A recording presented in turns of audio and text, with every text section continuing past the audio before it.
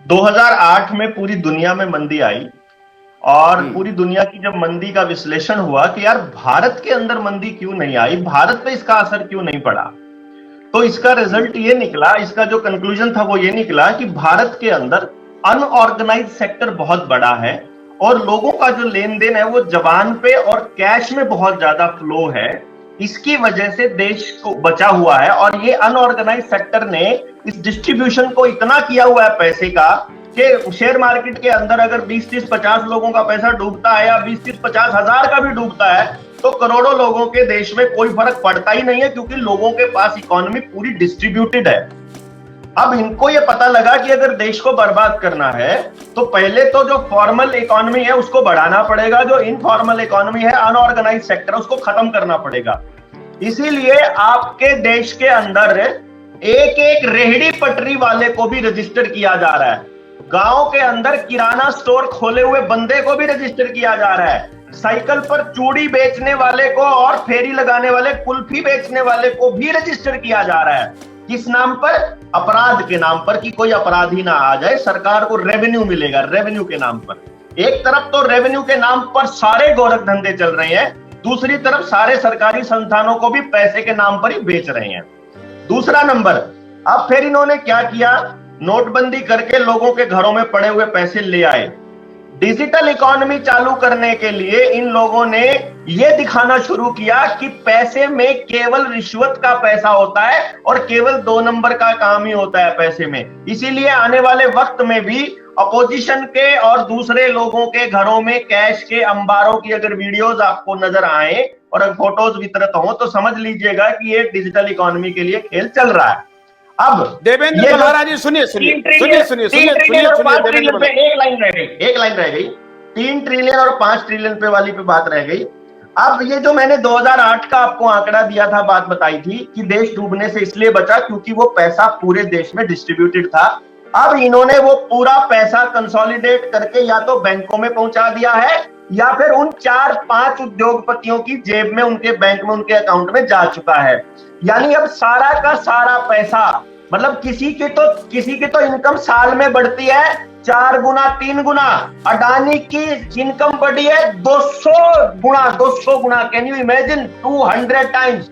और जब ये इकोनॉमी बढ़ती है, अब आप सोचिएगा कि जिस वक्त इस देश को बर्बाद करना हो, अब इनको नोटबंदी जैसा या इकोनॉमिक क्राइसिस नहीं लेकर आना, केवल 4 लोगों के शेयर डुबो दो, 3 ट्रिलियन इकोनॉमी 0 ट्रिलियन पे आने में 2 मिनट नहीं लगेगी। साइबर अटैक लाओ। हरियाणा में कितने दिन से घूम रहे हैं डॉक्टर देवेंद्र बल्लारा?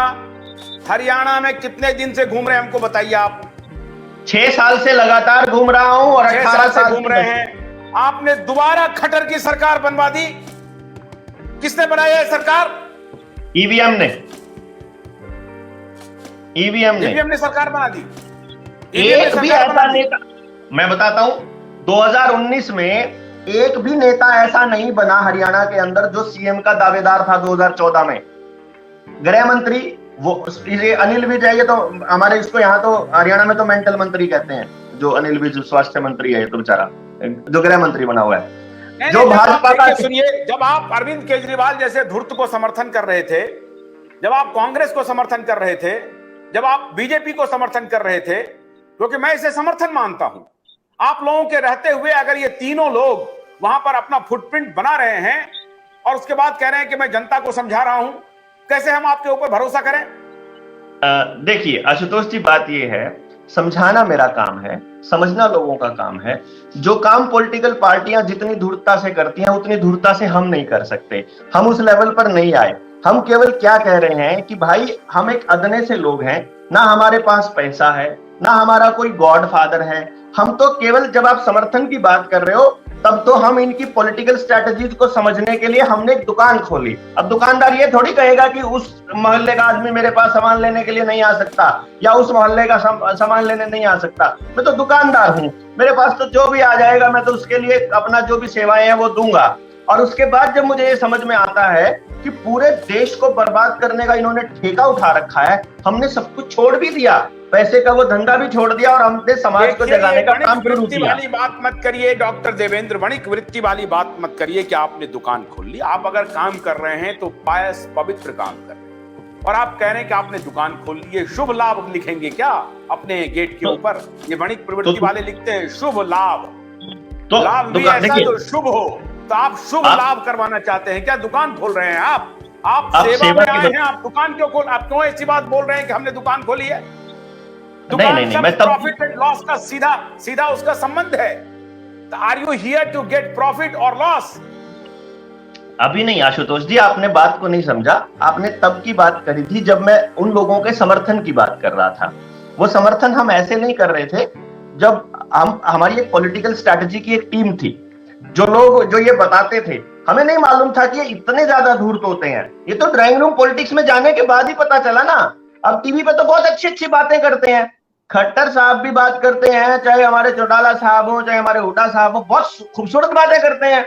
और भाई माइक पे आकर के तो अब जब ड्राइंग रूम में बैठ के पता चलता है कि अगर मान लो दिल्ली बीजेपी के अंदर अगर हम बैठ के बात करते हैं और अंदर बात चल रही होती है, तो वो आदमी मरने को खर्च होना बोलते हैं। वो तो ऐसा बोलते हैं 4-5 कार्यकर्ता खर्च होते हैं तो क्या फर्क पड़ता है, उनके लिए कोई फर्क ही नहीं पड़ता। हमारा दिमाग सन्ना आ जाता है कि वो तेरे की ये इतने लेवल तक सोचते हैं। और जब 2019 की मैं आपको बात बताऊं, भाजपा का प्रदेश अध्यक्ष वो हार गया, भाजपा का कृषि मंत्री वो हार गया, भाजपा का वित्त मंत्री वो हार गया। जो आदमी आने वाले वक्त में सीएम कैंडिडेट थे, सारे के सारे हार गए। ऐसा कैसे हो सकता है? और कमाल की बात क्या, जिन लोगों ने उन लोगों को हराया वो इंडिपेंडेंट खड़े हुए या किसी ऐसी पार्टी से जाकर के मिले जिन्होंने बाद में चुनाव के बाद भाजपा को ही समर्थन दिया। इसका मतलब पूरी कैलकुलेशन थी कि कितने लोग हारेंगे और कितने लोग काम जिताने। देवेंद्र बल्हारा जी, ये बताइए,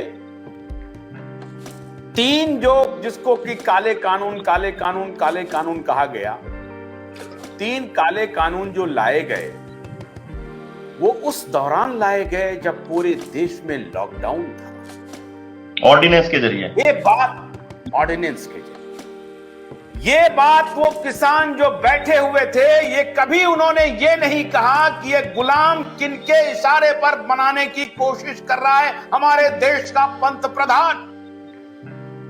ये बात आशुतोष जी उन्होंने बोली, आईएमएफ के इशारे पर हो रहा है, यूनाइटेड नेशंस के इशारे पर। उनको ये नहीं पता था कि ये न्यू वर्ल्ड ऑर्डर का हिस्सा है, उनको ये नहीं मालूम था। लेकिन ये जरूर पता लग गया कि ये कितने काले इतने गंदे कानून हैं। असेंशियल कमोडिटी एक्ट का देख लीजिए, चाहे आप फार्मर्स का जो कॉन्ट्रैक्ट बिजनेस वाला था उसको देख लीजिए, चाहे जिस मर्जी को देख लीजिए, तीनों कानूनों के अंदर, बल्कि जो तीसरा था कॉन्ट्रैक्ट फार्मिंग वाला, उसके अंदर तो यहां तक मेंशन किया हुआ था कि यदि कंपनी और किसान के बीच में अगर कोई डिस्प्यूट हो जाए तो उसको किसान को कोर्ट जाने का अधिकार नहीं है। उसके अंदर स्पेशल लिखा हुआ था, यानी कि 80 करोड़ लोगों को न्याय की प्राकृतिक प्रक्रिया से ही वंचित रख दिया। अब मैं कल जब एमबीबीएस के छात्रों के लिए रोक गया, न सिर्फ कोर्ट जाने का अधिकार नहीं है, बल्कि उनकी जो ये डिस्प्यूट है उसको सॉल्व करेगा एक एसडीएम लेवल का, एसडीएम लेवल का, हाँ वो कर्मचारी कंपनी का दलाल होगा, ऐसे बोलिए, दलाल होगा। एग्जैक्टली ऐसे बोलिए ना, जो कि प्राइवेट कंपनी का दलाल होगा और ये ब्यूरोक्रेट को पैसा फेंकेगा, अपने हक में फैसला कर लेगा, तो अगली लाइन बता रहा हूं, देगा, जैसे कि पिछली बार आलू के साथ किया था इन लोगों ने। अगली लाइन में इसमें ऐड करके आखिर में बोलता ये लाइन, लेकिन आपने बीच में ही सही बोल दिया। आप ये जो लाइन थी ना कि आप कोर्ट में नहीं जा सकते, अभी हम आज ही खट्टर ने क्या किया है, एमबीबीएस के जो छात्र हैं हरियाणा में, आपको मालूम नहीं है एमबीबीएस की फीस 40 लाख है, पूरे देश में कहीं नहीं है। सरकारी कॉलेज की फीस 40 लाख कर दी इन्होंने कि अगर अब हरियाणा वाले चुप रह गए तो पूरे देश में 40 लाख करने वाले हैं एमबीबीएस की फीस। तो अब इन्होंने क्या किया, आज जो छात्र एजिटेशन पर बैठे हुए थे, प्रोटेस्ट कर रहे थे, उन छात्रों को इन्होंने आज पूरा दिन जेल में बंद रखा, पूरा दिन। अभी शाम को इन्होंने छोड़ा है। मैं जब वहां उनकी उस पॉलिसी को पढ़ने लगा, बॉन्ड पॉलिसी को, उस बॉन्ड पॉलिसी में भी लिखा हुआ है कि अगर किसी बच्चे को किसी तरह की कोई दिक्कत है तो वो कोर्ट में नहीं जा सकता। फिर मैं देखता हूं कि यार यहां पर भी यही लिखा हुआ है। फिर जब मैं लेबर कोड की तरफ जाता हूं, इन्होंने लेबर के नए कानून बनाए हैं, आप लेबर कोड को पढ़ेगा, उसमें भी यही लिखा हुआ है कि यदि कोई कंपनी किसी लेबरर के साथ, किसी मजदूर के साथ अगर छल कर रही है तो वो कोर्ट में नहीं जा सकता। मतलब चाहे आपका कंपनी लॉ ट्रिब्यूनल है, वहां भी यही हो रहा है, चाहे आपका किसानों का एजिटेशन है वहां भी यही हो रहा है, दुकानदारों के साथ भी यही हो रहा है, स्टूडेंट्स के साथ भी यही हो रहा है। मतलब देश का कोई व्यक्ति कानून की शरण नहीं ले सकता। इन लोगों ने इस तरह के कानून बना दिए हर तबके के लिए। क्या इसको आप न्यू वर्ल्ड ऑर्डर ही कहेंगे कि आने वाले वक्त में यही सब होने वाला है? यही सब तो कर रहे हैं ये लोग, हम इसी से तो जगा रहे हैं लोगों को। और हम तो क्या कर रहे हैं?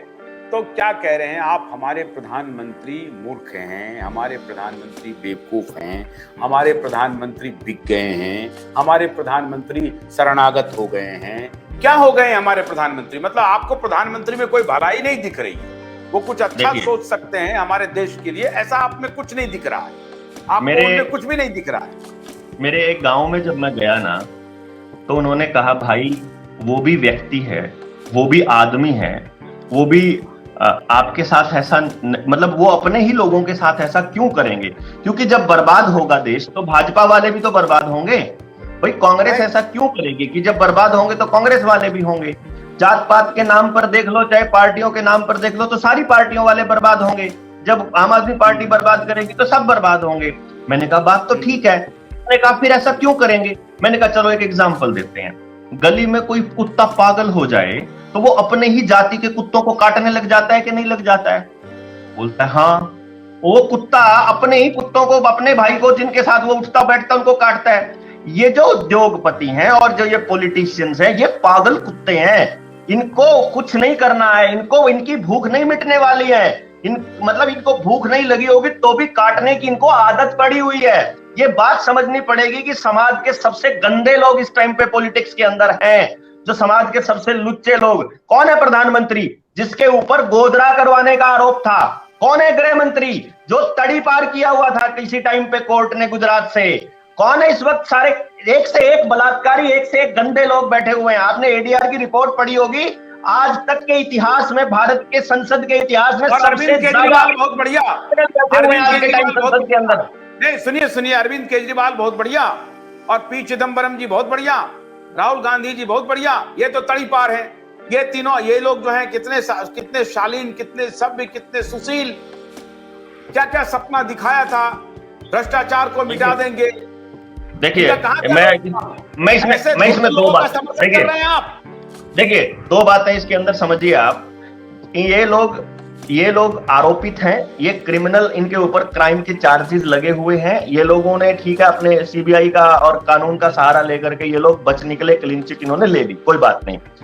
राहुल गांधी के अभी तक इसको कोई चार्ज नहीं मिला है, तो अभी इसके ऊपर कोई आरोप तो लगा नहीं है। लेकिन जो ये भारत जोड़ो यात्रा अभी चालू की हुई है, ये भारत जोड़ो यात्रा का जहां तक मैंने डॉट्स इसके कनेक्ट किए हैं, इसको फिलहाल हथियारों की एक लॉबी है जो फंडिंग कर रही है। फिलहाल यहां से मुझे ये समझ में आता है कि यदि 2024 में कांग्रेस की सरकार आती है तो दुनिया में विश्व युद्ध होना तय है, और उसके लिए हथियारों की खेप वाले लोग इनकी सपोर्ट में लगे हुए हैं। जहां तक मैं अरविंद केजरीवाल के बारे में बताइए। हाँ बताइए।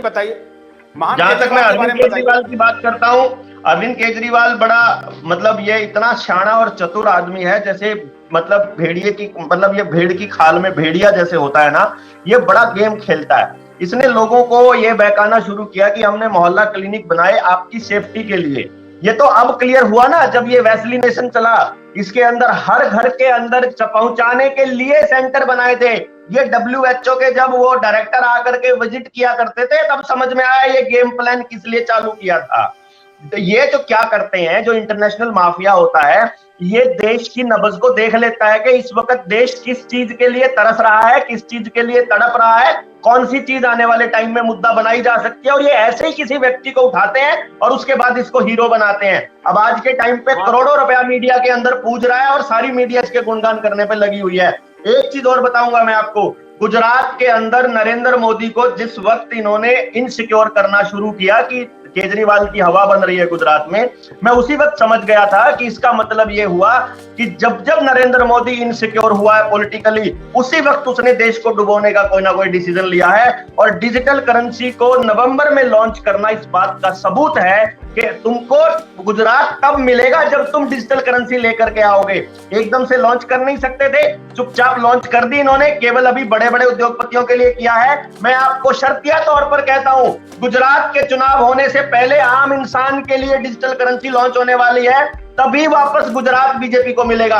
अगर इन्होंने डिजिटल करेंसी लॉन्च नहीं करी तो गुजरात केजरीवाल के पास जाएगा, लोगों को लगेगा हमने वोट देके बनाए हैं। ना खट्टर को वोट देके लोगों ने बनाया, ना केजरीवाल को बनाया, ना इसको बनाया, सब खेल ईवीएम माता का है। ये बात लोगों को समझनी पड़ेगी। सड़कों पे उतर के बैलेट पेपर के लिए आना पड़ेगा कि जिस देश ने ईवीएम बनाई है वो देश तो बैलेट पेपर पे चुनाव करवा रहा है, जिस देश ने तो पूरी टेक्नोलॉजी तैयार की है वो तो बैलेट पेपर पे आ गया है। सारी दुनिया में चर्चा है कि ये लोग पूरा का पूरा खेल पूरा मैनेज करते हैं। इस मैनेजमेंट से बचाना होगा इस देश को, और इसीलिए हम दिन रात लगे हुए हैं।